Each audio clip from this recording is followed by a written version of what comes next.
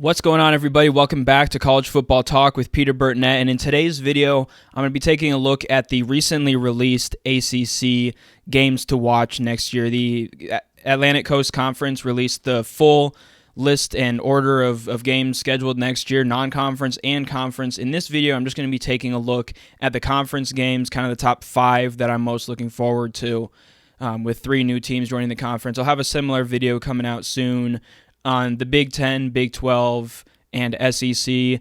I'm trying to think if I know the SEC, I think, recently already released their schedule, so I'll maybe do that one first and then take a look at the Big 10 and the Big 12. But before I look at these ACC games, if you're going to enjoy this video, please feel free to leave a like, consider subscribing to the channel, and turn on those post notifications so you're always up to date whenever I post.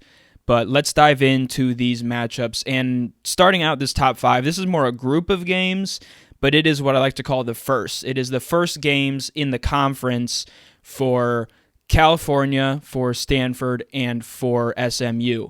For Cal, they're going to be having the unenviable task of taking on the Florida State Seminoles, the defending conference champions who finished 13-1 and were obviously left out of the playoffs, the first Power 5 conference champion that was undefeated to be left out. So that was kind of, the storyline for Florida State this past season, and Cal has to go into Doak Campbell, and that'll be their wake-up call, their welcome to the ACC, and I think it probably will be a bit of a wake-up call. Mike Norvell is losing a lot of pieces, yes, to the draft or to graduation, but will be bringing back a lot and has established a really solid foundation in Tallahassee. So tough game for the Cal Bears. Stanford has a slightly more manageable game. They're going to be heading to Syracuse to take on the Orange. Again, another road game for one of these two teams coming in, but certainly a game that I think is probably a bit more winnable. Both of those games are going to be on September 21st. Actually, I think Stanford Syracuse maybe is on the 20th. I'll have to double check which one of those is on the 20th, but they're both that weekend, which is the opening weekend of conference play. And then SMU will be taking on Florida State. They'll be hosting the Seminoles the following week. So SMU had the best season out of these teams coming in. They also played in the American, while Cal and Stanford, of course, were in the Pac-12. But they finished the season 11-3 in the American Conference, a really good season for the Mustangs, and I think they have a good chance. They have some potential to make some noise, and that leads perfectly into my number 4 in this list, and that is what I'm calling the SMU standard. What will the Mustangs be able to do as they join the ACC? Obviously, they open up against Florida State, which I think probably they're unlikely to win, but I think their big matchup comes the following week when they travel to Louisville on October 5th. Obviously, Louisville, the Cardinals, were the runner-up in the ACC this year, losing the conference championship game. Jeff Brom has his alma mater moving in a really good direction, and I think the Cardinals will certainly be back in the running for the ACC championship next year. There's 2 teams that are the front runners. I'll talk about those in my number 1 spot, and you could probably guess what that number 1 game is. But real quickly, sitting here on SMU, I think they have a chance to showcase what they can do in the conference. Both of these 2 games, I wouldn't be surprised if they, run out to a quick 0-2 start, but I think they have the potential to maybe make a little bit of noise. And I'm sure later in the offseason, when either I take a deeper dive into the ACC or into the Mustangs, I'll go over some of the guys that they're bringing back, or maybe some of the guys that they're bringing in through the transfer portal or recruiting. But for now, I think those are the 2 games that'll be circled on their calendar, because after that, it eases up a little bit. And then coming in at number 3, the question I'm asking here is, can the Canes, the Miami Hurricanes, create chaos? I think Mario Cristobal had a very disappointing season in Miami this year, but the Hurricanes are the number 6 overall class, and that encompasses recruiting and the transfer portal. They're the number 4 incoming recruiting class this coming year, and I think have a really good chance to compete in the ACC, but the Hurricanes always bring with them high preseason expectations, and they very rarely, since the early 2000s, have actually delivered on those. So I think that the 2 games that are circled for them, like SMU actually, are back-to-back, and they're also against the same teams. You have at Louisville, October 19th, and home against Florida State on the 26th. Of course, the Hurricanes are bringing in Washington State standout quarterback Cam Ward, who should add a really dynamic boost to that offense. So that is another thing to be looking out for Miami. And I think aside from those two games, they have a fairly easy schedule. They open up with Florida, but the Gators have been in a little bit of a down stretch here in recent years. And outside of that, if they're able to split these two games, they don't have Clemson on the schedule, and so I think Miami, especially with an expanded playoff field, if they can finish with 2 losses, or even better, if they finish with just 1, they will be in the college football playoff discussion. But I think they're going to have to win one of these 2 games that I mentioned here. Coming in at number 2, and I think this team is going to be the team to watch in the ACC this next season, and that is North Carolina State, the Wolfpack.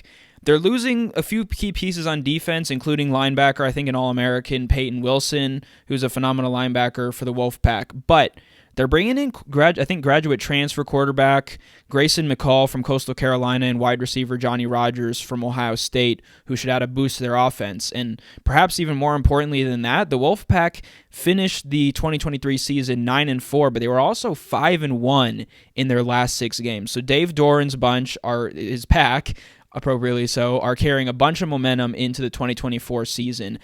And their big game in conference play will be at Clemson on September 21st. So it's a really early opportunity to potentially throw a wrench into what looks like a Clemson and Florida State, collision course for the ACC championship game. You have North Carolina State. NC State has a big chance there.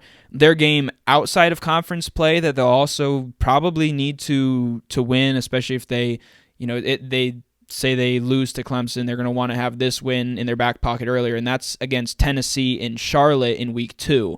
So if they're able to beat the Volunteers, they could probably still afford to lose that game to Clemson, because outside of the Clemson game, the combined record of their opponents in ACC conference play was 20-28. They also host Stanford and go to Cal, which I think are the 2 teams that are probably a little bit more likely to be able to get wins against. So NC State, this is a game they'll be eyeing, especially if they lose that game to Tennessee. It's just 1 or 2 weeks later that they'll be taking on the Tigers in Death Valley, and those games always tend to deliver. So not even so much about the repercussions for the conference standings, but just because of the excitement that those games bring. I remember a couple years ago, a few years ago now maybe, where it went to double overtime. There have been a lot of really good games between the Tigers and Wolfpack, so that's my number 2.